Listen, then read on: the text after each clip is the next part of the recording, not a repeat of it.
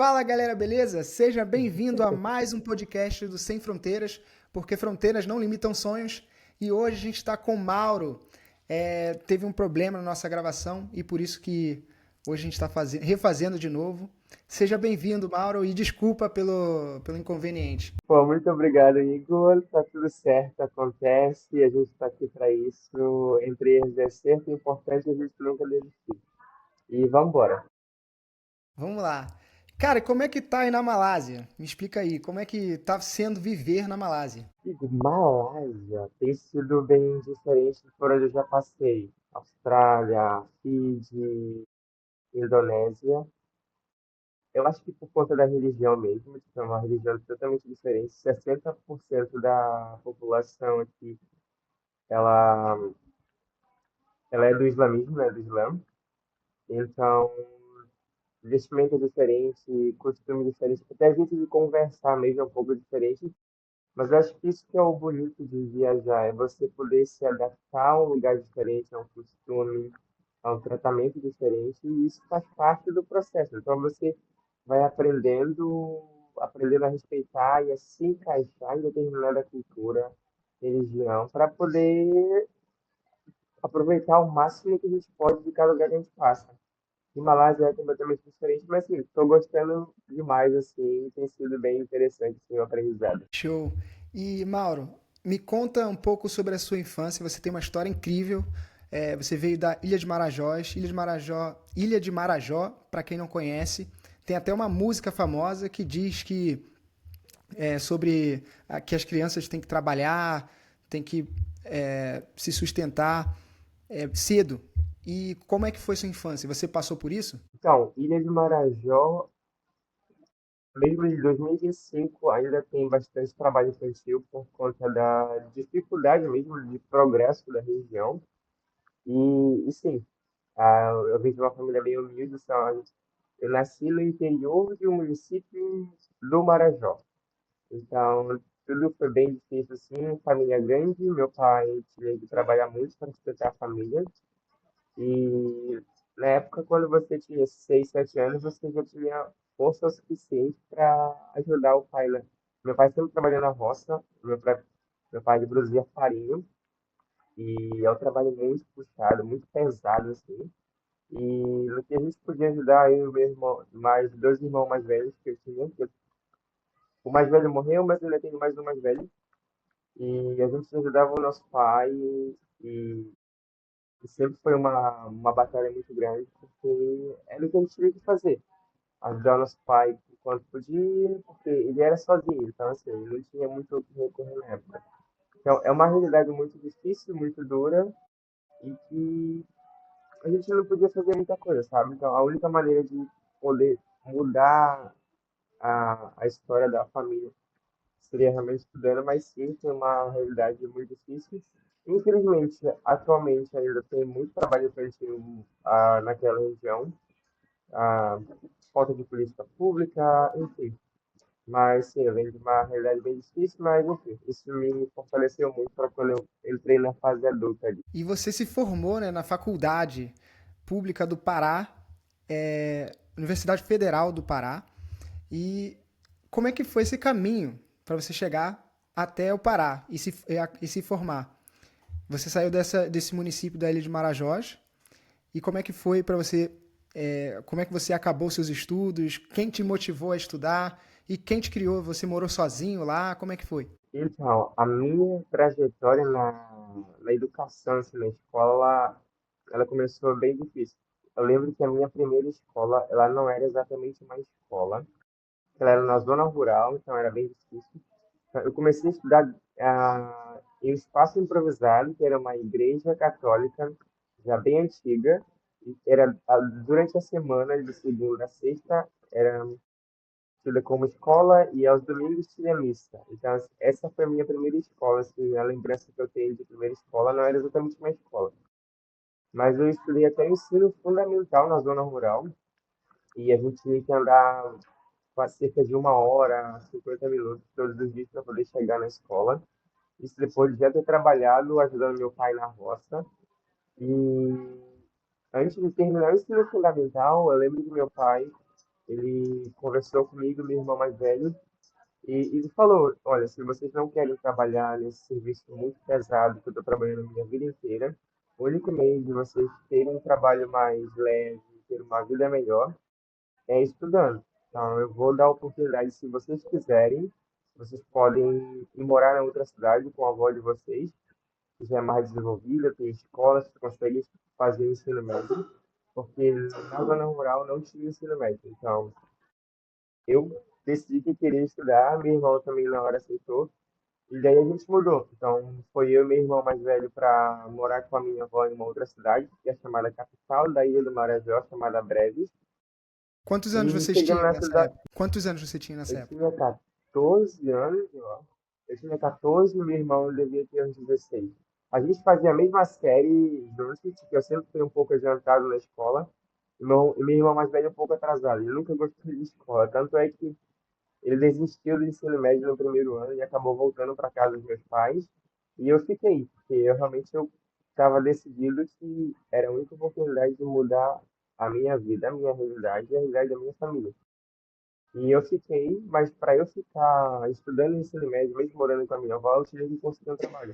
Então, com 14, 15 anos, eu tinha que trabalhar para me sustentar e poder estudar à noite. Então, trabalhava durante o dia, ali, o dia inteiro, de segunda a segunda, e à noite eu ia para a escola para fazer o ensino médio. Então, esse foi há 3 anos ali no ensino médio, com muita batalha, mas assim, nunca deixei de faltar na escola. Aí você saiu do Brejó, você acabou o ensino médio em Brejó, na capital da Ilha do Marajó, e você foi para o Pará quando, com que idade, como, e como foi essa oportunidade como que você passou no processo seletivo para fazer a faculdade do Pará? Então, o Marajó ele faz parte do Pará, do estado do Pará.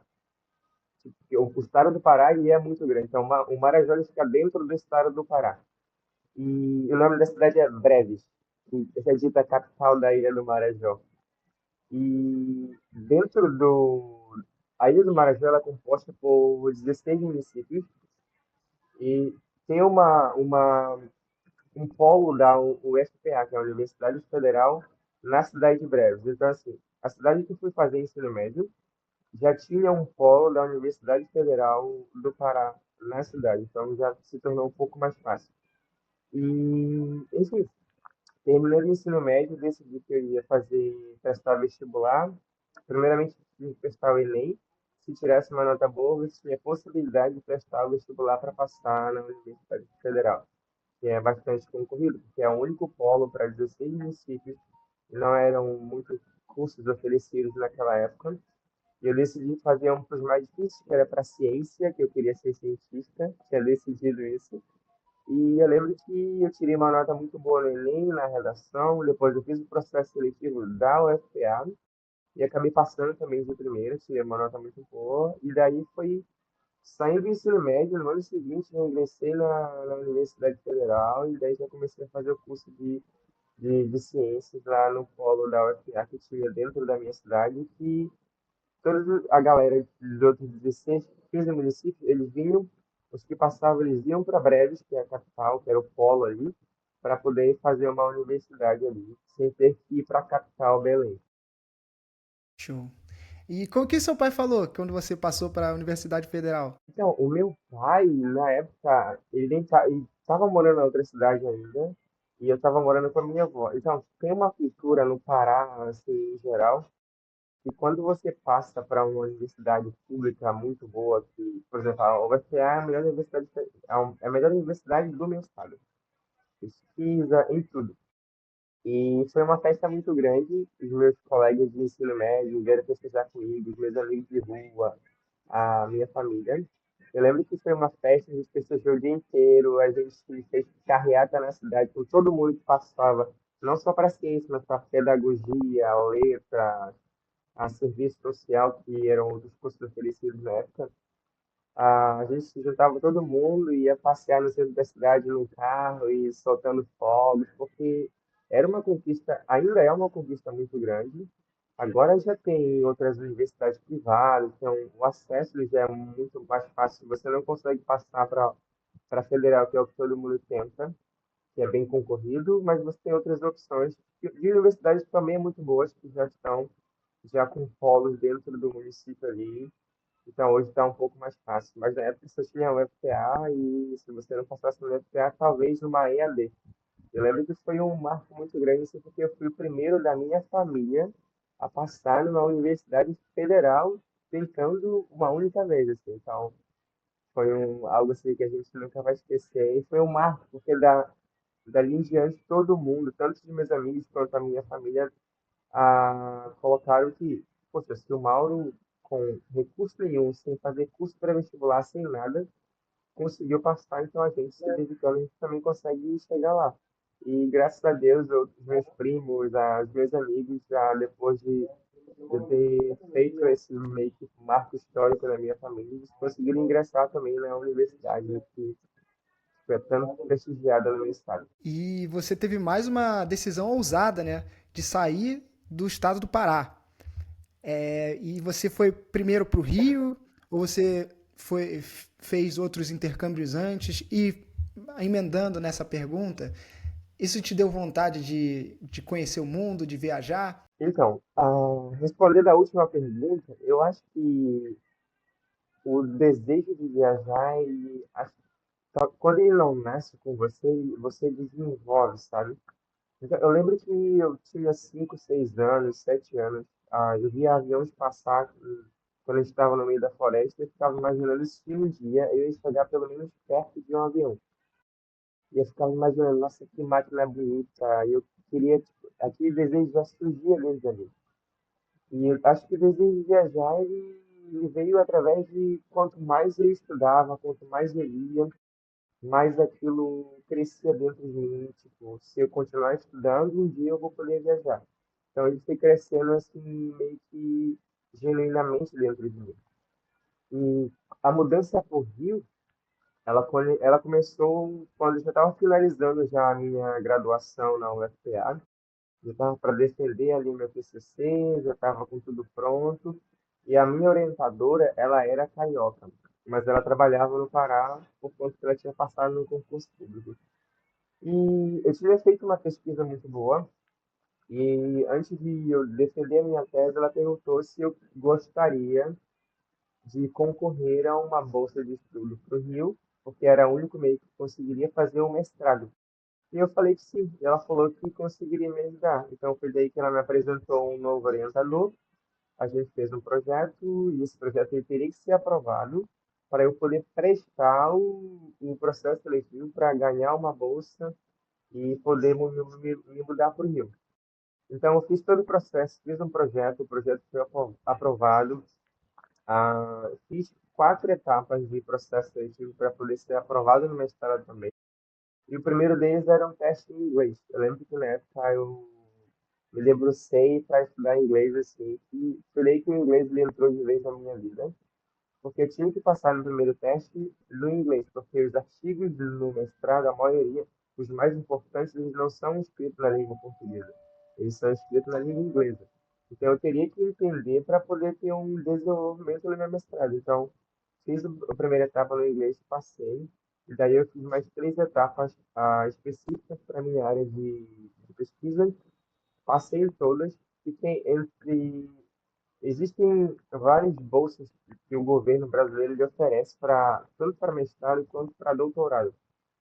E eu lembro que uma das melhores, né, acho que ainda é hoje no Brasil, é a CAPES. Então, é a que paga melhor e que quase não atrasa, porque geralmente as bolsas que são ah, oferecidas pelos governos estaduais, dependendo do governo, geralmente atrasa ou diminui. E a CAPES ela é meio que federal, então ela quase não atrasa e o valor ele é um pouquinho maior. E eu lembro que a professora falou assim, olha, você tem que ficar entre o primeiro e o segundo, porque só tem 2 bolsas para a universidade, para a área que você vai prestar. E se você não conseguir a bolsa, você não vai conseguir por porque é impossível você trabalhar para se sustentar e fazer o mestrado. O mestrado te exige uma dedicação full time, que é 1 ano ou no máximo 2 anos para você apresentar o resultado do seu projeto de pesquisa ali.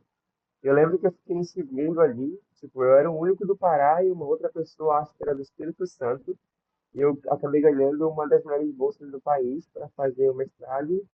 Quando saiu o resultado, a minha professora ligou, ela até brincou, poxa, Mauro, eu tô te ligando para te dar uma notícia muito triste. Você não passou, cara. Aí, 2 segundos depois, ela falou, tô brincando, você ganhou a bolsa. Cara, E daí ela falou assim, cara, agora você só arruma sua mala e vem pro Rio. E foi aí que a minha vida mudou completamente. Eu arrumei tudo que eu tinha, que não era muita coisa. Arrumei minha mala, falei para minha avó, para meus pais que eu estava de mudança. Eles ficaram meio assim, como assim? Você está indo para um estado muito longe e onde você não tem nenhum familiar? Você tem certeza? Eu falei assim, absoluta, é isso que eu quero fazer para minha vida. Arrumei minha mala e parti para o Rio de Janeiro para fazer mestrado. Na época eu não fiquei na capital.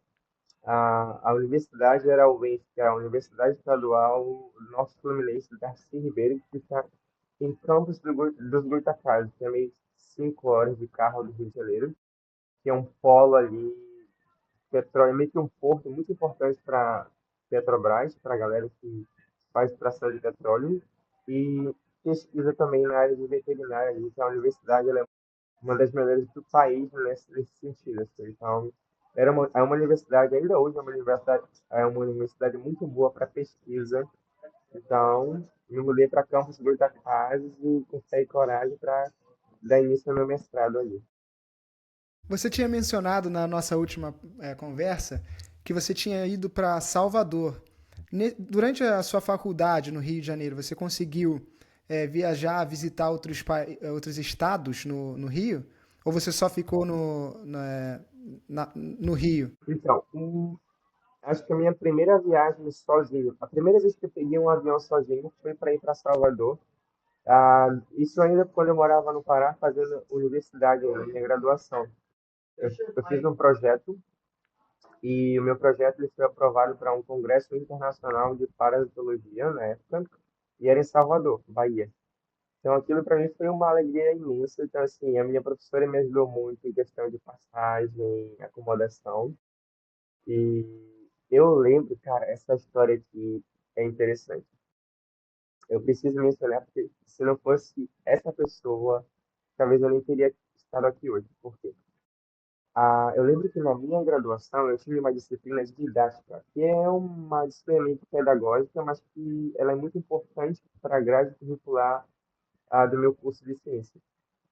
Eu lembro que a professora ela chegou na sala, ela falou assim: hoje a gente vai ter uma aula um pouco diferente. Eu vou passar um filme para vocês, que é um filme, é um documentário, foi gravado em 2005, 2006, que retratava a realidade daquela época no Brasil, da educação no Brasil.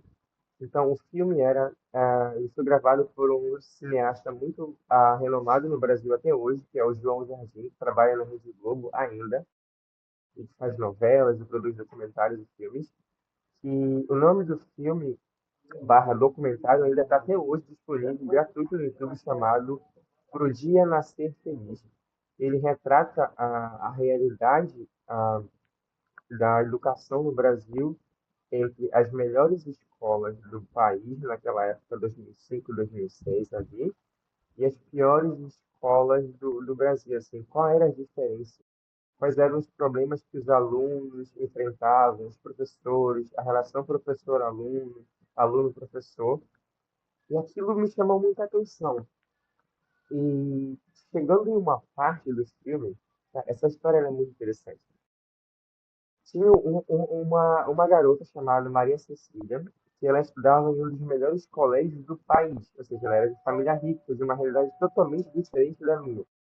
E o nome do colégio ainda existe em São Paulo até hoje. Eu cheguei aí nesse colégio depois que eu moro em São Paulo, chamado Colégio Santa Cruz, que é um colégio de alto padrão que fica no bairro de Pinheiros de São Paulo.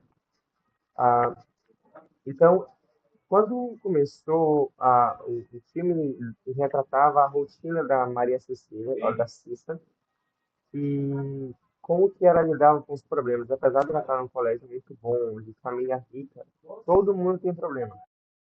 E meio que acompanhava o rotina dela. Então, o que me chamou a atenção na Cecília era que ela tinha uma dedicação tão grande com os estudos, com o colégio, com tudo, com a vida.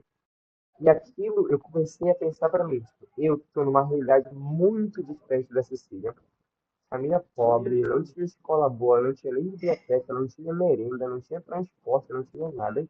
Então, assim, se essa menina, que na época tinha tudo, uma escola boa, tem uma dedicação tão grande com os estudos, eu que não tenho nada, eu vou ter que me dedicar o dobro da Cecília para ser alguém na vida. Então, eu tomei aquilo como inspiração para mim. Eu falei assim, cara, eu tenho que estudar mais que ela, eu tenho que me dedicar mais que ela. E daí, quando eu terminei, quase terminando a minha graduação, eu falei, peraí, eu preciso contar para essa menina que de alguma forma ela me ajudou, mesmo que, tipo, sei lá, será que ela ainda está viva? O que que ela fez? Qual universidade ela fez? Porque na época ela estava no ensino médio. E aí eu fui na internet, comecei a pesquisar, não encontrei nada sobre ela. Aí eu fui no site da escola. No finalzinho do site da escola tem uma aba chamada Ex-alunos. Não achei. Aí eu fui, achei o e-mail da escola. Aí eu escrevi um e-mail para a escola, falando um pouquinho da minha história, que eu gostaria de encontrar a fulana de tal e tudo mais. E mesmo assim, da escola me responder, eu peguei o endereço da escola. Então, eu escrevi uma carta contando a minha história, de onde eu era, que eu queria encontrar a Cecília para meio que agradecer pela inspiração. E tinha Nossa, que falado, legal. que, mesmo sendo 10 anos depois, queria saber o que que ela tinha feito da vida. E uma semana depois, eu recebi um e-mail da diretora do Colégio Santa Cruz, maravilhado com a minha história. E a minha carta tinha chegado na escola, então ela pegou a minha carta, ela ainda tinha o endereço, o telefone dos pais da Maria Cecília, e ela mandou a minha carta para os pais da Maria Cecília, e os pais da Maria Cecília mandaram a carta para ela, aonde ela estava morando naquela época. Isso em 2015 já. Então, a Cecília, ela tinha concluído o ensino médio, ela tinha ido bem nas Olimpíadas de Matemática, nas Olimpíadas de Química, porque ela era uma aluna muito inteligente. Então, ela acabou fazendo engenharia mecânica na USP. Durante a graduação dela, ela foi para a França fazer uma graduação sanduíche, que a gente fala. Então, ela se formou, depois ela trabalhou no governo federal em Brasília, depois ela mudou para o Rio de Janeiro, que era na época que a minha carta chegou. Quando a minha carta chegou, a Marcia estava morando já no Rio de Janeiro, isso em 2015. Ela escreveu para mim, ela me ligou porque eu tinha deixado o telefone do meu pai na época na carta e o meu e-mail. Então ela me mandou um e-mail, muito emocionada com a história. Ela falou: a gente precisa ser amigo. E daí eu lembro que na época eu contei para ela que eu estava indo para Salvador fazer a minha primeira viagem de avião. Ela falou assim: o que que eu posso te ajudar? E eu falei assim: eu não sei, eu estou precisando meio que de passagem de avião, porque eu estava tentando arrumar recursos para poder viajar para apresentar meu trabalho em Salvador, que era a minha primeira viagem fora do Pará. Ela falou assim, Mauro, eu pago tua passagem, eu pago tua acomodação, eu pago tudo pra você. Eu lembro que ela pagou minha passagem, ela pagou minha acomodação, fiquei 10 dias em Salvador apresentando meu trabalho. Isso a gente conversando por telefone, por ligação e por Facebook. Então foi daí que começou esse desejo de viajar, porque nessa viagem para Salvador, ficando 10 dias lá, apresentando meu trabalho, eu conheci gente da Colômbia, de Argentina, de outros países, assim, que estavam nesse congresso, que era um congresso internacional. E eu conheci uma americana chamada Amanda. Na época eu nem falava muito bem inglês ainda. E ela estava viajando o mundo inteiro sozinha. Eu falei assim, como que você faz? Ela falou, Mauro, eu não sei. Eu só sei que eu quero viajar e conhecer o mundo. E aquilo. Então, ela também foi uma inspiração para mim. Eu falei assim, tá bom, eu vou terminar minha graduação, vou estudar mais para que um dia eu possa fazer o que você está fazendo, que é viajar o mundo, conhecer pessoas, me conectar com culturas diferentes. E foi daí que começou meio que esse desejo de viajar. Quando eu mudei para o Rio, eu lembro que uma época eu mandei eu tive que levar matéria de pesquisa para a Fiocruz no Rio, que é um centro de pesquisa muito importante sobre vacina e tudo mais. E a minha orientadora, ela tinha uma pesquisa em andamento na Fiocruz. E eu tive que levar o material para ela, do Marajó para lá, isso depois de Salvador já. Aí eu fui para o Rio de Janeiro sozinho também. Eu lembro que nessa minha viagem eu combinei de me encontrar com a Maria Cecília, que era a menina que era a minha inspiração e ela já tinha sido formada. Eu lembro que a gente acabou se encontrando em Copacabana, tipo assim, é uma história meio que de filme, cara, porque eu conheci a menina no filme, nos tornamos amigos na vida real, E a gente virou amigos assim, tipo, pra vida, cara. Hoje em dia ela mora em BH, já não trabalha mais no governo federal, ela meio que dá aula de yoga, tem uma filha, tem família, casou. A gente não tem muito contato, mas assim, ela mudou a minha vida. Tipo assim, por uma atitude que eu tive de escrever uma parte, de querer saber para agradecer ela pela inspiração, mudou completamente a minha vida, cara. Isso você vê que com uma atitude muito pequena que a gente toma e isso, cara, transforma a vida da gente. O impacto que teve na sua vida, né? De você mandar uma carta e ela. Nossa, é agradecimento. É, olha, cara, você tem uma. Toda vez que eu ouço a sua história, vejo a sua história, eu fico arrepiado. É uma honra pra mim estar aqui falando com você, de verdade. E, cara, eu vi no Rios que você postou que o seu irmão, ele faleceu quando você estava na faculdade.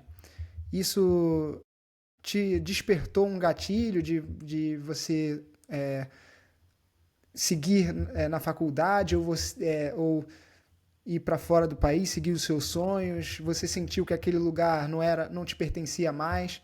E o que você fez para se preparar, né? Porque você mencionou que você teve que aprender inglês, mas com certeza você não, você ficou com medo. Como é que foi essa preparação para você ir para fora? Ah, o meu irmão ele faleceu em 2017, hein? E talvez foi uma perda muito grande, porque tipo, é meu irmão mais velho. Quando ele era, tipo, ele estava estudando, ele era a minha inspiração. Depois ele acabou não prosseguindo nos estudos por conta de que ele, aos 16 anos, ele começou a ter sintomas de epilepsia. Mas para minha família, para os meus pais, eu lembro que eu era muito pequena, mas eu já entendi um pouquinho da situação. Para os meus pais descobrirem que ele tinha epilepsia levou 4 a 5 anos. Porque imagina, uma família humilde, não tendo recursos, não tendo nada. Então, assim, foi uma época muito difícil, porque o meu pai estudou até a quinta série do primário. Então, assim, ele sabe ler, mas, assim, não tem um certo nível de educação. A minha mãe, ela é analfabeta. Então, a minha mãe, ela não sabe ler e nem escrever. Então, só para você ter uma noção do lugar de onde eu saí, cara. E então o meu irmão mais velho, ele foi diagnosticado com epilepsia 5 anos depois, já os sintomas já estavam muito severos, assim, ele dava praticamente quase toda noite.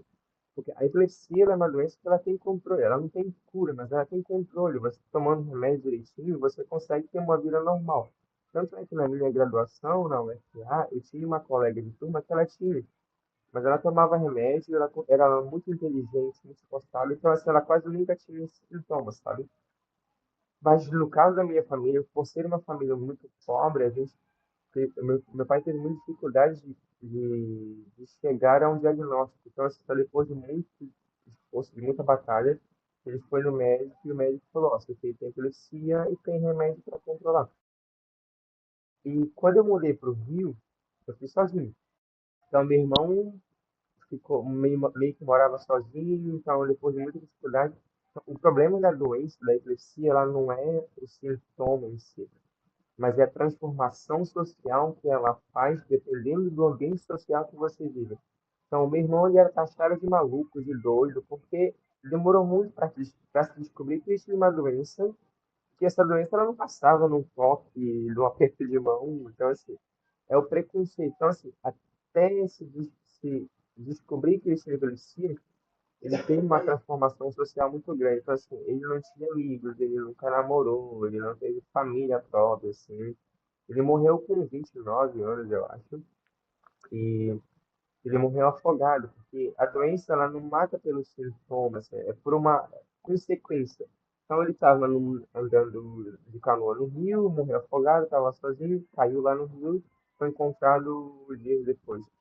E na época, para mim, foi uma perda muito grande, porque era o meu irmão, era a minha inspiração quando criança. E quando eu cresci, que eu estudei, que eu abri portas para minha família, eu me tornei o ídolo dele, sabe? Ele me tratava como se eu fosse o pai dele. Quando eu estava do lado dele, ele se sentia orgulhoso, ele falava, nossa, eu sou irmão do Mauro.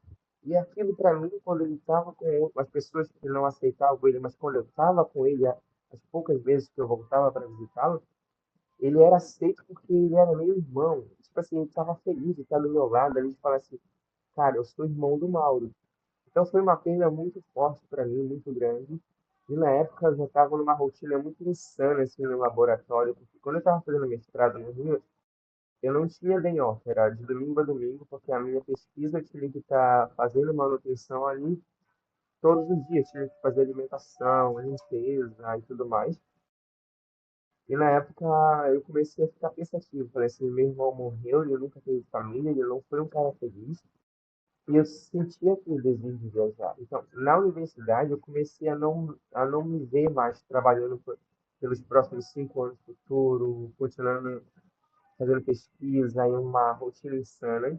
E eu falei, e agora? Um dia eu vou acabar morrendo também, como todo mundo, e eu não vou ter realizado meu sonho de viajar ao mundo, descobrir o que, que tem no mundo, quais são, o que, que diferencia, sabe?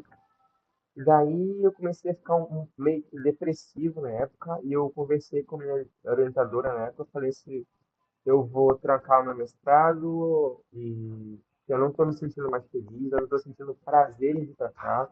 E eu via muitas coisas erradas dentro do ambiente universitário que não se encaixava com os meus princípios. Então eu decidi trancar o mestrado na época, em 2017, e aí eu resolvi me mudar para São Paulo, capital, cidade grande, e lá eu morei um ano com meu primo, e depois eu não me via também morando numa cidade muito grande, só trabalhando e não viajando. E eu esperei que eu pedi demissão no meu trabalho e comecei a viajar com pouco dinheiro, mas eu era muito feliz, porque eu trocava alguns dias de trabalho da minha semana para ter onde dormir, às vezes alimentação, que a gente chama hoje em dia de work exchange, que é o trabalho voluntário que eles falam. Você troca o seu trabalho por uma acomodação, uma alimentação, qualquer que seja. No Brasil mesmo, lá no Brasil mesmo você já fazia esse trabalho em troca de. E quais foram os trabalhos que você mais fazia durante esse período? Você mencionou que você fazia hotelaria, né? Então, no Brasil, pela lei, assim, ele tem um projeto já rolando na Câmara Federal que é para regularizar o trabalho voluntário. Porque no mundo inteiro é permitido esse tipo de trabalho, mas no Brasil, pela lei, ainda não é legalizado. Assim. Mas alguns hostels eles fazem. Então, eu comecei, tipo, o primeiro lugar que eu fui para fazer trabalho voluntário foi Cabo Frio, que é uma cidade muito bonita ali no Rio de Janeiro. E eu comecei limpando o banheiro, cara. Limpando o banheiro, arrumando cama, limpando o quarto. Tipo, por algumas horas, por alguns dias na semana, mas eu tinha 4 dias na semana livre para fazer trilha, para ir pra praia, para ficar deitado na praia o dia inteiro. Ou simplesmente para conversar com as pessoas locais, explorar uma cidade. Então, eu comecei limpando o banheiro e fazendo a limpeza de quarto, arrumando cama também.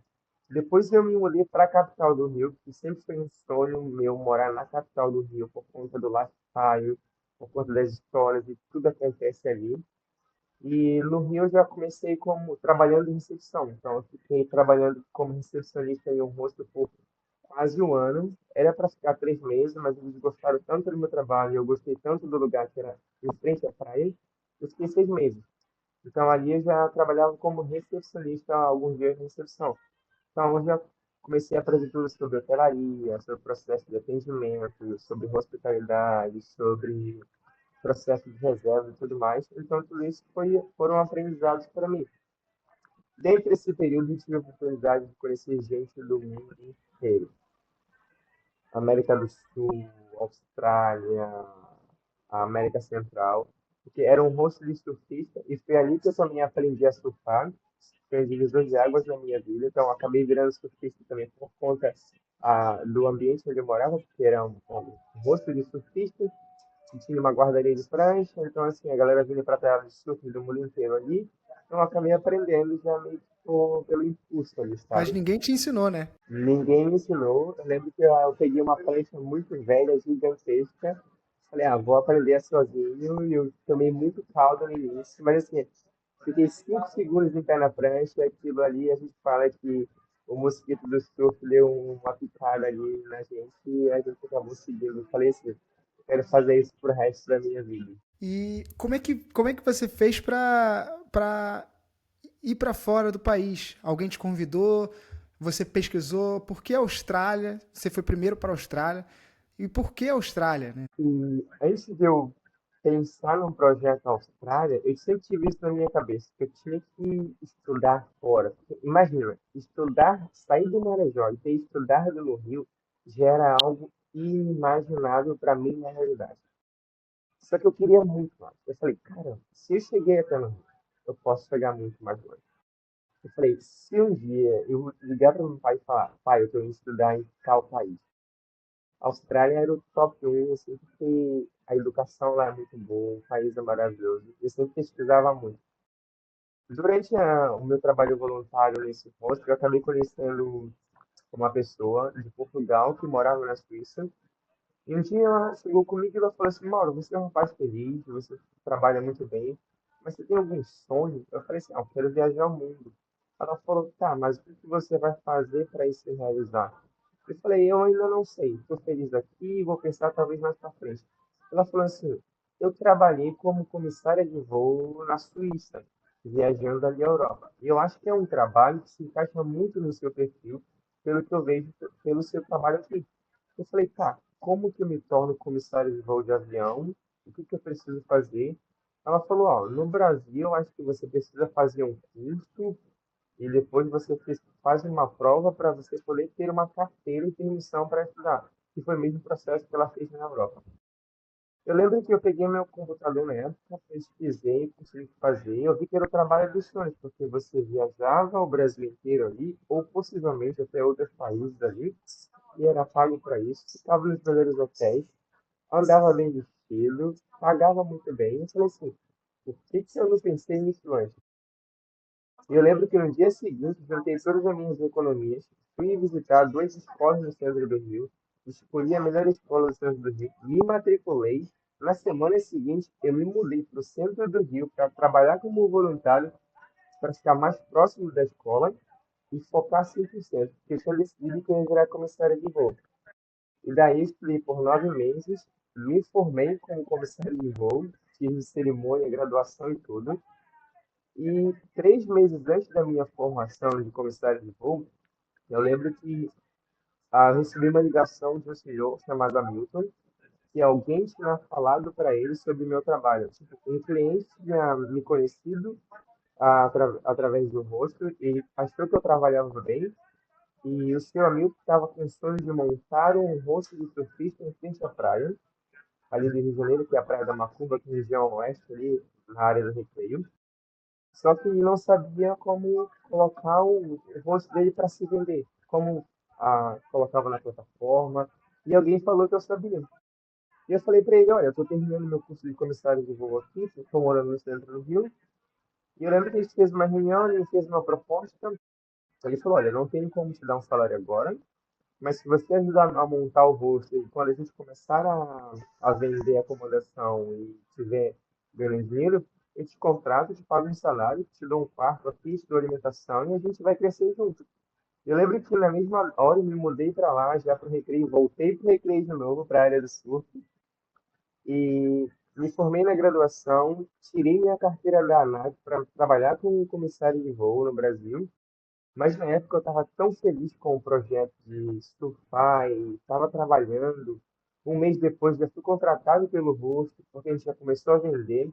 O Rosto cresceu tanto que eu fui contratado. Eu comecei como voluntário, fui contratado, depois me tornei supervisor, depois me tornei gerente do Rosto. A gente abriu mais uma unidade na mesma praia. Então, assim, o Rosto cresceu tanto que eu acabei nem indo para começar de voo, tipo, eu não fiz processo seletivo nenhum. Tirei minha carteira tudinho, estava com permissão e tudo, mas eu estava tão feliz ali com o meu estilo de vida que eu acabei ficando ali trabalhando na área dos hospitais mesmo. O desejo de vir para a Austrália, de ir para a Austrália, ele sempre esteve comigo desde quando eu morava em Campos.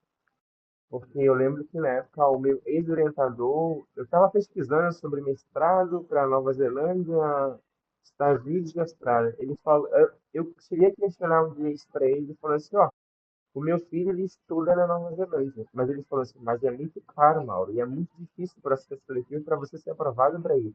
Ele falou assim, acho que você não consegue. E aquilo ficou comigo. Eu falei assim, eu não consigo. E eu lembro que quando eu estava já no Rio, eu falei assim, eu acho que a época de, depois da pandemia, eu falei assim, talvez é a época de colocar meu projeto de fazer o intercâmbio. Foi aí que eu juntei toda a minha economia que eu tinha, comecei a pesquisar sobre agentes que me ajudariam no processo de tirar documentação, aplicação de visto e tudo. E dei início no projeto Austrália em 2023, ali, finalzinho de 2022 para 2023. Meu visto foi aprovado para estudar inglês na Austrália, com permissão de trabalho, no início de 2023. Quando foi aprovado, arrumei tudo que eu tinha de novo, me mudei para o outro lado do mundo, e daí eu dei início ao projeto Austrália. Cara, que massa, cara. E o que que seu pai falou? O que que seu pai falou? Caraca, você conseguiu falar com ele? Pô, e o que que ele pensou desde do Pará ali até o Rio e do Rio pro mundo? Cara, o que que ele pensou? Igor, eu acho que às vezes a minha família não tem muita noção. Por ser uma família muito simples, ela não tem muita noção da dimensão do que eu estava fazendo. Tipo assim, ter me formado numa Federal do Pará, e depois ter ganhado bolsa para poder fazer um mestrado no Rio de Janeiro, e depois estar com esse projeto de mudar para o outro lado do mundo para estudar e trabalhar, era impossível de se imaginar como que eu ia fazer isso, sabe? Mas assim, na minha cabeça eu tinha, eu preciso trabalhar, e eu sempre me cerquei de muita gente que me ajudava muito, os meus amigos. Então assim, eu acho que meu pai, minha avó, eu morava com a minha avó, eles não tinha muita dimensão do o quão grandioso era para a nossa realidade no Marajó. Eu ir morar pro outro lado do mundo, assim. Eu ligava pro meu pai sempre falava assim, filho, o único arrependimento que eu tenho na minha vida, a única mágoa que eu tenho na minha vida é de não ter dinheiro desde quando você estava no ensino fundamental para te ajudar. Meu pai não tinha condição de ficar mandando dinheiro para me sustentar, eu tive que me sustentar, sabe? E talvez ele não tenha muita noção, assim, mas eles estão muito orgulhosos, assim, de tudo que eu conquistei através da educação, porque tudo, se eu estou aqui hoje do outro lado do mundo, foi através da educação. Então, a educação, ela transforma a vida de qualquer pessoa, assim, se você quiser. Hoje em dia está muito mais fácil com a tecnologia, está muito mais acessível. O progresso, apesar de um pouco lento, no Marajó a gente já tem acesso à internet de boa qualidade. Então, se você quiser uma faculdade, você consegue fazer, porque tem muita universidade já espalhada pelo Marajó também. Então, eu acho que meu pai não tem muita noção, mas ele sente muito orgulho, assim, ele fala assim, cara, você está vivendo o meu sonho que eu gostaria de ter vivido. Ele falou assim, eu não tenho dimensão do que você passou para chegar até aí, mas ele falou assim, você está vivendo o meu sonho, só de te ver do outro lado do mundo e ter estudado, ele falou, viva, porque se você está vivendo e está feliz, você está vivendo o meu sonho, assim. E teus amigos da sua área ali, com certeza você mudou, cara, o ecossistema, né? As pessoas que estavam ali viram você crescer e viram onde você chegou, com certeza é um choque para eles também. Você tem algum feedback? Você falou com alguns deles? Eles também foram para a faculdade, mas e aí, será que eles agora eles estão seguindo você e querem ir para a Austrália, querem ir para a China, querem visitar o mundo? Como é que é? Então, eu recebo muita mensagem nas minhas redes sociais dos meus amigos de escola, de ensino fundamental, de ensino médio, principalmente. A maioria tem família, está casado, está trabalhando, já tem sua profissão. Mas, assim, eu mudei a realidade tanto da minha família, que é muito grande, a minha família é muito grande, mas dos meus amigos, assim. Eu recebo muita mensagem de, cara, eu não sei como que você fez para sair daqui. Porque eles sabem da realidade de onde eu venho. Então, eu acabei que meio que quebrando uma bolha, assim, e mostrando para os meus amigos, para minha família, que a educação, se você quer, se você tem fé, você consegue. Então, assim, eu meio que quebrei paradigmas. Hoje em dia, os meus primos, eles me mandam mensagem e falam, ó, você é minha inspiração, eu quero chegar onde você chegou, pelo menos, eu quero estudar, eu quero ir para fora, eu vou aprender inglês, eu vou viajar. Então, assim, semana passada, minha irmã estava no Rio de Janeiro, apresentando um trabalho na UERJ. Ela faz, está terminando esse ano a graduação dela de Relações Internacionais. Então, quando ela chegou lá, ela ficou muito emocionada porque ela falou assim, cara, o meu irmão chegou aqui. ele me mostrou que eu conseguiria.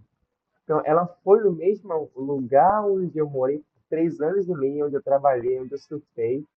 Eu acabei conseguindo acomodação para ela lá. Ela chegou a conversar com o pessoal que trabalhava comigo. Ela falou assim: eu não sei como, mas assim, o pessoal aqui tem uma admiração tão grande por você que eles me trataram como se eu fosse você. Tipo assim, me trataram tão bem, achando que tipo, só poderia ser sua irmã.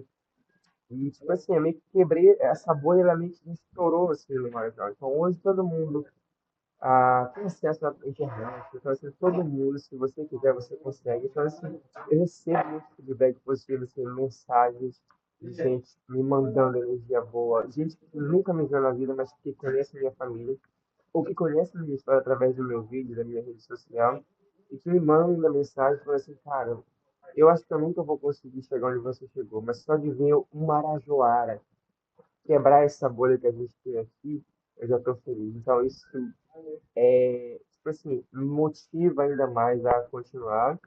E eu sei que tem muita gente que me manda mensagem e fala, cara, eu vou estudar, talvez eu não chegue onde você chegou, mas eu, se eu chegar até o Rio de Janeiro, até Curitiba, a outro estado do Brasil já está de bom tamanho para mim. Então, isso me traz uma alegria e um ânimo a mais para continuar, porque a minha missão, Igor, óbvio, é viver o meu sonho, é mudar a realidade da minha família um dia, mas assim, se eu inspirar uma pessoa sequer na vida, se eu mudar a realidade de uma pessoa, a pessoa chegar e falar para mim, Mauro, eu estudei porque eu me inspirei na sua história. Então isso já vai ter valido a pena. Um dia eu vou chegar para mim e falar, Mauro, tá pago, sabe? Valeu a pena todo o sacrifício. Cara, tô arrepiado, velho. Você é incrível, incrível. E você escreveu um livro, né? É, contém a sua história, é mais sobre viagens. Me conta um pouco do seu livro. O livro eu decidi compartilhar um pouquinho da minha experiência sobre viagens. Apesar de estar começando a minha jornada, porque eu sempre falo, eu estou começando a minha jornada, eu sou um bebê ainda viajando pelo mundo. Ah, mas eu quis compartilhar. Muita gente me pergunta como que faz para viajar sem ter muito recurso. Então, hoje existem muitos meios de você poder viajar, trocar o seu algum talento que você tem por acomodação. Isso já barateia a sua viagem tanto dentro do Brasil quanto fora do Brasil.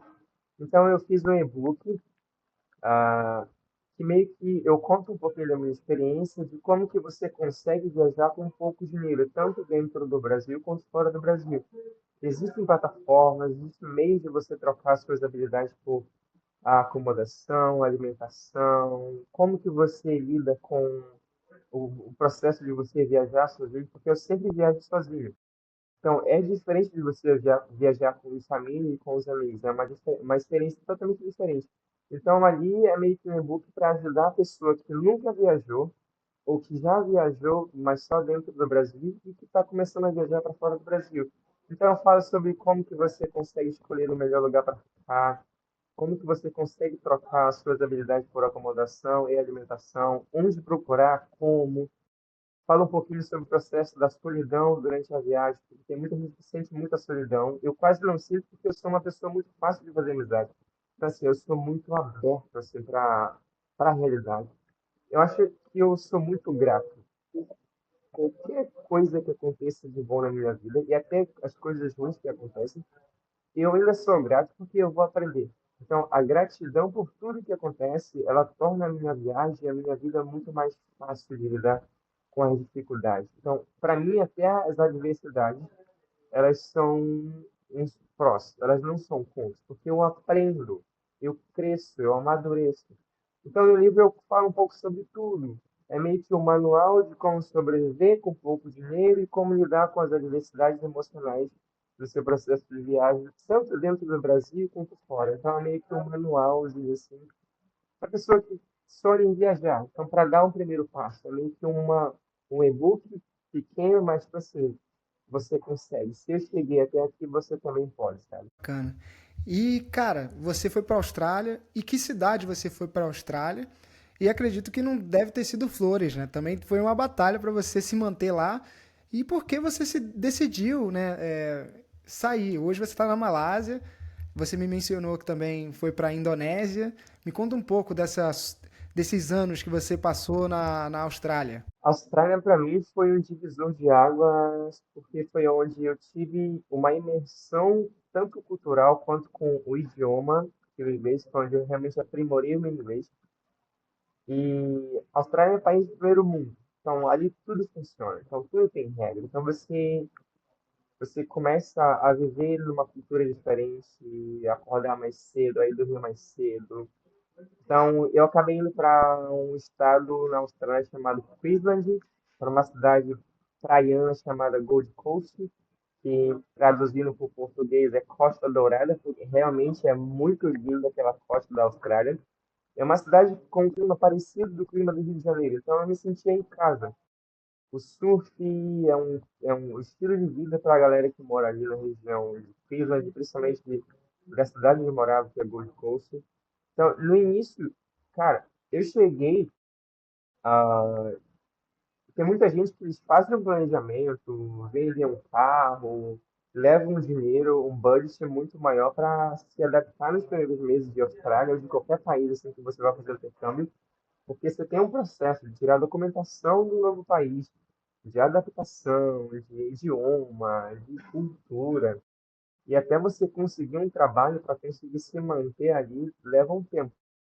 Eu cheguei na Austrália, acredite se quiser, eu conto isso para meus amigos e eles não acreditam, com US$ 50 australianos. Eu lembro que quando eu estava pegando o voo do Rio de Janeiro no Galeão, eu fui ali no Banco Safra, ali, troquei o dinheiro que eu tinha, praticamente deu US$ 50 australianos, e foi o dinheiro que eu cheguei na Austrália. Porque na minha mente eu tinha, eu consigo, eu consigo trabalhar bem, eu confio no meu trabalho, eu confio na minha capacidade de chegar lá e voltar para acontecer. Então, a minha cabeça era, eu tenho US$ 50, eu tenho que chegar lá, tirar a documentação necessária, preparar meu currículo e bater perna para conseguir um trabalho. Então, tem gente que leva uma, 2 semanas, um mês, 2 meses, 3 meses para conseguir um trabalho na Austrália. Eu consegui um trabalho na Austrália em uma semana. Então, porque eu tinha necessidade, eu tinha US$ 50. Então, eu tinha que conseguir um trabalho o mais rápido possível. Então, eu comecei trabalhando na obra, assim, numa obra gigantesca que fazia, construía e repaginava iates de luxo, assim. Imagina iate de 5 andares, assim, coisa de bilhões de dólares ali envolvia. E pagava muito bem. Era um trabalho muito pesado, mas para mim não importava. Eu acordava muito cedo, então, assim, aquele trabalho ali foi, me deu meio que um impulso, porque eu tinha como me pagar minhas contas, mas eu queria trabalhar em hotelaria, que era a área que eu trabalhava no Rio de Janeiro e que eu tinha muita habilidade, que eu tinha facilidade e que era o que eu queria, que não era tão pesado. Então, no meu intervalo ali, da obra ali, eu estava meio que 30 minutos para pegar meu almoço, mas eu estava ali enviando currículo para hotéis, restaurantes e tudo. Um mês depois, trabalhando em obra, acabei que eu fui chamado para uma entrevista em um hotel grande ali em Gold Coast, muito conhecido. Fui para a entrevista, passei na entrevista, o salário era um pouquinho menor, não tinha tantas horas de trabalho, mas assim, eu ia ter mais tempo para estudar, para me dedicar na escola, porque era obrigatório, e não ia ser tão cansativo, porque a rotina era muito cansativa. Eu chegava na escola muito cansado, toda noite. E daí eu decidi, mesmo ganhando um pouquinho menos, mas ter uma qualidade de vida um pouco melhor, trabalhar na hotelaria, que era a área onde eu trabalhava no Rio de Janeiro. Então, comecei a trabalhar num hotel grande ali, e daí eu fiquei trabalhando pelos próximos 2 anos que eu fiquei morando ali na Austrália, até eu decidir viajar, sair da Austrália. Mas a Austrália para mim foi muito importante, cara. Eu tive um período muito bom, conheci muita gente, cresci profissionalmente, estudei, aprendi muito, vivi muito, viajei também um pouco na Austrália ali, porque a Austrália é muito bonita e muito grande. Ah, e daí, quando o meu processo do visto, que era para renovar, para continuar estudando na Austrália, porque as leis de imigração em todos os países, assim, ela muda de mês a mês, de 6 em 6 meses, de ano a ano, porque é muita política envolvida. Então, para estudantes, ficou muito difícil na Austrália, meu visto foi negado. Porque eu estava estudando na época, fazendo, já, não era, já era um curso já para me tornar profissional mesmo na área de hotelaria. Eu já estava estudando por quase um ano.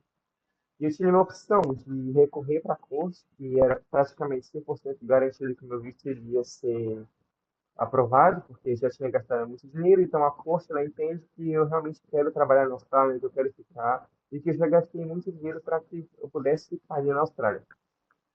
Mas aí eu pensei, eu vou ficar aqui mais um ano esperando a decisão sair, e depois eu vou ter que aplicar para um outro visto para poder permanecer na Austrália, então mais dinheiro, mais processo.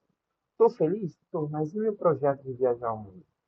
Foi daí que eu comecei a pensar, falei, não, preciso viajar, estou solteiro, estou jovem, não tenho família ainda. E daí eu decidi não recorrer para curso, pedi demissão do meu trabalho, juntei tudo que eu tinha e fui para a Indonésia. E daí morei 2 meses na Indonésia, surfando, viajando, conhecendo a galera local, aprendendo uma cultura nova, me adaptando. E daí eu falei, vou ter que viajar o mundo agora e dar início a esse projeto de viver viajando pelo mundo e fazer disso o meu novo trabalho, o meu novo estilo de vida, sabe? Então hoje estou na Malásia, já viajei pela Malásia por um mês, estou na capital da Malásia por quase um mês e daí estou nesse projeto aí de continuar viajando aqui pela Ásia. E quais os próximos projetos, né, países? Você é um cara que vai pela praia ou você é um cara que é para curtir o país inteiro? Quais são os próximos passos? Por eu ser surfista, eu gosto muito de praia, eu gosto muito de região praiana, eu preciso estar em contato com o mar, mas não é uma obrigatoriedade, porque eu quero muito explorar coisas diferentes. Então, assim, eu gosto também de cidade. Se eu puder ficar mais perto do mar, tranquilo, mas eu também quero explorar a parte cultural da cidade, cidade grande. Então, em primeira mão aqui, eu estou com alguns projetos, eu estou fazendo um processo seletivo para, eu acho que vai dar certo, e vai dar meio que um 360 na minha vida agora, e vai me dar uma impulsionada ainda maior para continuar viajando, para continuar investindo na minha carreira de criador de conteúdo e tentar inspirar mais pessoas a viajar ao mundo. Eu estou fazendo um processo seletivo para poder ir trabalhar nos Estados Unidos e já passei por algumas etapas, e faltam algumas ainda, mas isso demora um tempo, porque leva tempo para fazer o processo, são várias etapas, depois tem documentação, depois tem exame. Então, eu estou no meio do processo para poder trabalhar para os Estados Unidos. Então, se aprovado, vou para os Estados Unidos trabalhar por alguns meses, mas também vou viajar ao mundo através do meu trabalho. E depois é levantar recursos, investir na minha carreira e continuar viajando. Mas, por enquanto, eu estou com o projeto de viajar um pouco mais aqui a Malásia, mas depois continuar por aqui, ir para Tailândia, Vietnã, a Filipinas, que são países maravilhosos, com culturas totalmente diferentes. Tem a China também, tem o Japão e tem a Coreia, que tipo, esses são países que estão na minha lista, que eu preciso conhecer, porque são culturas totalmente diferentes. E eu quero mostrar isso para o meu povo lá do Marajó, para minha família.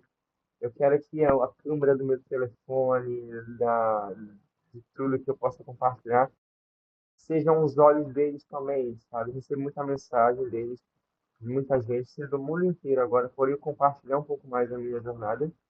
Então, assim, eu quero que, de alguma forma, eles se inspirem, mesmo que eles não possam viajar, de fato, mas que eles viajem comigo através do meu telefone, dos meus posts, dos meus vídeos, para que isso, de alguma forma, possa inspirar ou alegrar o dia deles. Então, esse é o meu intuito agora.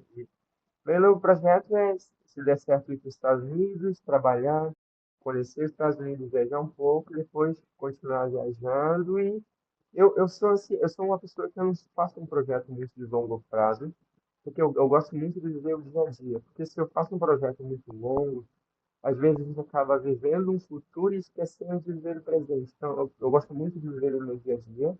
Claro, eu tenho uma organização, mas eu quero muito viver o agora. Porque o legal da jornada não é onde você vai chegar, ó, eu vou ver meu sonho tal dia, tal ano. Não. Meu sonho eu estou vivendo agora. As dificuldades que eu estou passando agora também fazem parte do processo. Então, assim, o legal da jornada não é a chegada, é o caminho para chegar até lá. Porque é esse caminho que vai te deixar mais forte, que você vai aprender, que você vai conhecendo pessoas que vão te ajudando no caminho, e que você vai melhorando, vai tendo experiências, uma bagagem maior para poder chegar lá. Eu não quero chegar em nenhum lugar, eu quero continuar. Eu quero inspirar as pessoas, sabe? Cara, eu vou te falar que, primeiro, você é especial, você é um ponto fora da curva. Por que que eu tô te dizendo isso? Porque sai da Ilha da Marajó, para todo o Brasil que conhece a história do Marajó, para você chegar onde você chegou, aprender inglês, ser formado, é, pô, cara, viver o que você viveu, é muita fé, é muita disciplina, é muita força de vontade e você está de parabéns. E eu escrevi um livro também. O nome do meu livro é Vencer é a Única Saída e o que você acabou de falar sobre não olhar a jornada e viver viver o futuro, eu escrevi o final do meu livro, é engraçado, porque não é sobre linhas de chegadas, medalhas e tudo que você conquista. É o que você se torna durante a caminhada. E, cara, você é um espelho. Cara, eu tô muito orgulhoso pela falar segunda vez com você e de conhecer mesmo a sua história. É arrepiante, cara. Pô, parabéns, de verdade, de coração. Você é um herói mesmo. E a gente está se encaminhando para o final do podcast. E o que, que você falaria para as pessoas, para a criança Mauro? O que, que você falaria para as pessoas que querem seguir você, o seu caminho, que está lá no começo? Né? Você subiu uma escada gigante e se você pudesse voltar atrás com o conhecimento que você tem hoje, o que, que você falaria para as pessoas? Igor, eu acho, primeiro, muito obrigado pelo espaço. Tipo assim, eu conheço um pouquinho da sua história, mas também é uma inspiração para mim. E acho que eu cresci numa família muito católica. Então, isso também foi muito importante na minha infância e adolescência. Acho que assim, independente da religião que você tem, independente da religião que você acredita, ou até mesmo do Deus que você acredita, que pela, eu estou viajando por um continente onde a religião é muito diferente, completamente diferente. Então, assim, a fé, eu tenho muita fé. E eu sempre falo para minha família e para os meus amigos que eu vivo todos os dias um milagre. E desde o meu nascimento até hoje, tipo assim, tudo é um milagre. São milagres, assim, por mais que pareçam pequenos, mas eles são gigantescos para mim. Então, assim, a minha vida ela é um milagre. Então, se eu pudesse deixar uma mensagem para o Mauro lá de 5 anos, que via o avião e que jamais imaginou que estaria viajando num avião, tem a possibilidade de trabalhar no avião hoje em dia, que é formado para isso, eu diria que nunca, jamais, nem por um segundo, perca a fé. Seja em quem você acredita. Porque fé é você acreditar em algo que você não vê, mas você sente dentro do teu coração e da tua alma que existe um algo maior. Então, assim, nunca perca a fé. Ah, acredite muito em você, acredite muito na educação. A educação ela transforma a vida. Eu sou exemplo vivo, muito claro de que saí do Marajó, de onde eu saí, que o Marajó é um lugar maravilhoso, é muito bonito, é lindo, tem muita riqueza natural, mas ainda precisa de muito desenvolvimento.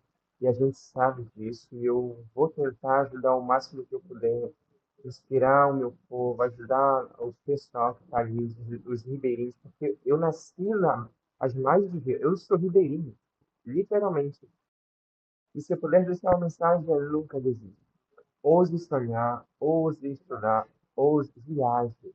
O dinheiro mais bem gasto é com viagem, é com memórias, é com momentos que você compartilha, conhecendo gente do mundo inteiro, a cultura diferente, tenha sempre muita fé, ah, e nunca perca a esperança de que, por mais difícil que seja a dificuldade que você está passando, existe uma frase, inclusive que é tatuada em muita gente, principalmente brasileira, que tudo passa. E tudo vai passar. A gente está só de passagem, a gente vai viver no máximo 75 anos e é uma fração de segundo nesse planeta, nesse universo que a gente vive. Então, assim, viva, sabe? Se você puder espalhar o bem, espalhe. Se você puder inspirar pessoas, inspire. E tenha sempre muita fé. Cara, ouse sonhar. Eu ousei sonhar um dia e eu saí do Marajó para estar aqui na Malásia hoje, conversando com você, compartilhando a minha história, tendo essa honra de compartilhar a minha história. Então, assim, foi porque um dia eu ousei sonhar. Então, assim, sonhe, cara. E estude muito, porque a educação, ela transforma a vida. Cara, é... Cara, eu não tenho palavras. Só parabéns. Tá certo. Porra, ouse sonhar. Tô quase me emocionando aqui porque, de verdade, cara, você. Acho que você. Você é Não um sei exemplo quanto disso. de Você noção ousou você sonhar tem e do. hoje você está hoje. Mas você. Não sei se você tem noção do quanto brabo você é, cara. Você deveria escrever um livro. Porque essa história. Porra, não tem palavras pra dizer quanto linda essa história, cara. E, cara, obrigado pelo seu tempo, pela sua segunda vez, pelo seu segundo tempo. Para mim é um aprendizado demais, cara. E a gente se tá no final, né? Então, para as pessoas que chegaram até aqui, qual é a palavra que você recomendaria para as pessoas que chegaram até aqui, chegaram até o final, para elas comentarem, para dizer, pô, assisti o episódio todo, então a palavra é essa. E, claro, também as suas redes Resiliência. sociais. Acho que a palavra é resiliência. Porque ela significa adaptação, né? Começar de novo. E é uma palavra muito forte que eu carrego comigo. E acho que é isso. Resiliência é uma palavra que me define. Por tudo que eu passei, por todas as dificuldades. E eu sou uma pessoa muito grata. Então, eu sempre falo, Igor, que a vida ela não é um jogo de acerto. Se eu cheguei até aqui hoje, agora, esse momento, é porque 99,9% do que eu queria, eu gostaria que desse certo, deu errado. E quando dava errado, a gente fica triste, a gente se pergunta, mas a gente vai entender que lá na frente que isso é uma mola que vai te impulsionar para te deixar ainda melhor, para te jogar em um lugar onde você nem imaginaria. Então, assim, tudo que dá errado, às vezes, é para um bem maior, sabe? Então, assim, acho que você jamais deve focar nas dificuldades. Foca na solução do problema e confia no processo, tenha muita fé em Deus que tudo vai dar certo. Atualmente eu tenho um canal no YouTube e eu preciso focar um pouco mais e compartilhar um pouquinho mais das minhas jornadas, mas por falta de equipamentos eu ainda não consigo postar vídeo toda semana, que é o meu desejo, porque no YouTube eu consigo postar vídeos longos e mostrar de fato ali a cultura dos lugares onde eu estou passando. Eu tenho focado bastante no meu Instagram, que é @mauropalita com 2T, e lá eu compartilho meu dia a dia, respondo todas as mensagens que me mandam, seja perguntando como é o processo, ou às vezes eu recebo mensagens gigantescas só de carinho, assim, de gente que eu nunca vi na vida, mas se prontificando em me ajudar de alguma forma. Isso é maravilhoso.